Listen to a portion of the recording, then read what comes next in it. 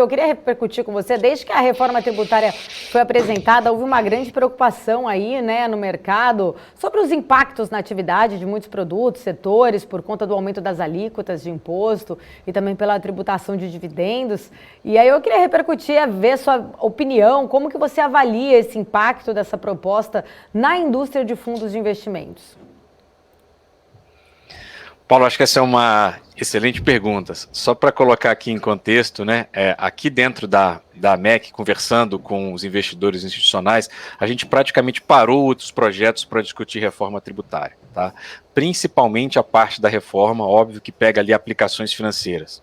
A expressão que a gente tem usado aqui nos debates internos é que se a proposta original, tal como ela saiu, fosse aprovada, a gente teria uma disrupção no mercado de fundos de investimento hoje aqui no Brasil. Seria algo realmente transformador, né?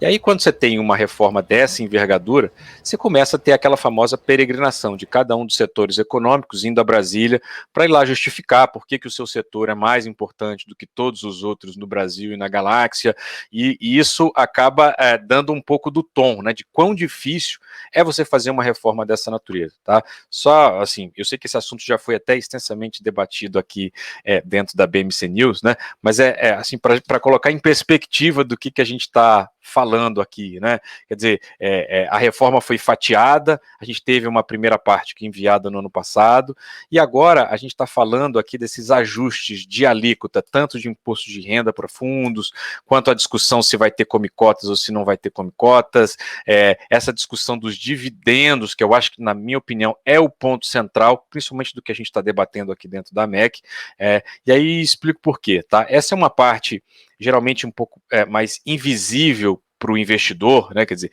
uma vez que ele faz uma aplicação em fundo, ele não sabe o operacional como funciona ali dentro.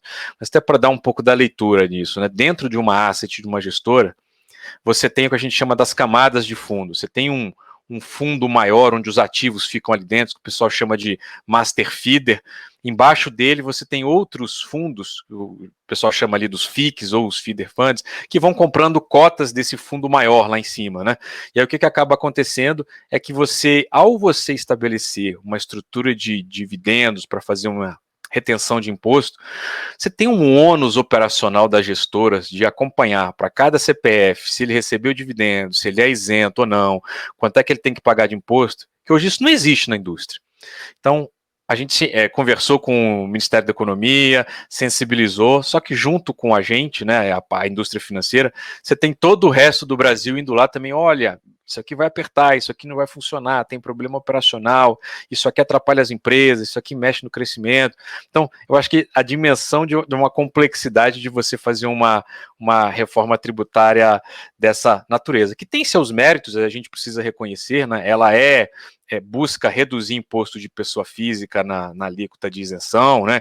Quer dizer, você vai beneficiar ali, salvo engano, um pouco mais de 6 milhões de pessoas que estaria nessa base da pirâmide, mas na indústria financeira, Paulo, eu nem entrei aqui naqueles assuntos de fundo imobiliário, se vai continuar isento, que esse debate aqui a gente já viu e etc. Mas, enfim, na busca dessa neutralidade de arrecadação, ou seja, não quero arrecadar mais, mas simplesmente mexer na estrutura que já existe, tem muito efeito colateral que ainda não está totalmente mapeado, né? Nessa correria de fazer a discussão da reforma, corremos o risco de depois perceber que criamos um certo Frankenstein e a indústria está tentando mitigar isso nesse momento. Por isso que o assunto está quente aqui no setor financeiro. Paulo.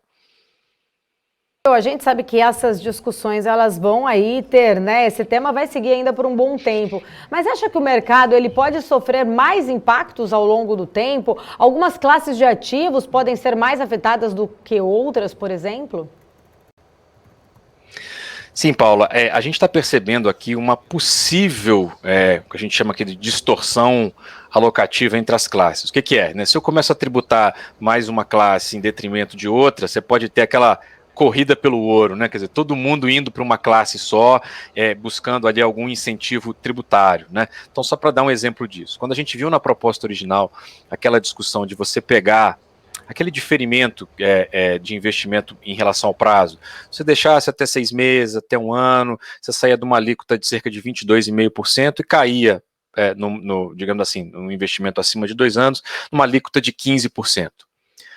Quando você acaba e cria uma alíquota flat de 15% ou de qualquer outro número, tá, de imposto para todas as classes, indiretamente você está criando um desincentivo para o investidor ficar num prazo maior, em aplicações de mais longo prazo. Ou seja, você gera um encurtamento da duration aqui. Você pode ter uma migração para investimentos de mais curto prazo.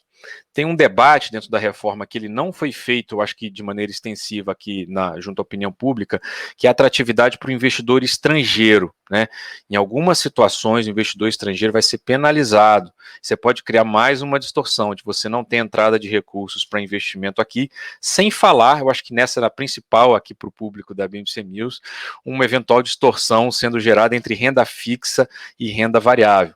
Ao passo que se você, corre mais risco na renda variável, você tem uma estrutura aqui de muita volatilidade, se você cria um ambiente de menor incentivo, né, de implementar come cota para quem não tinha, de tirar isenção de quem tinha, você pode criar um incentivo indireto para a renda fixa em detrimento da variável.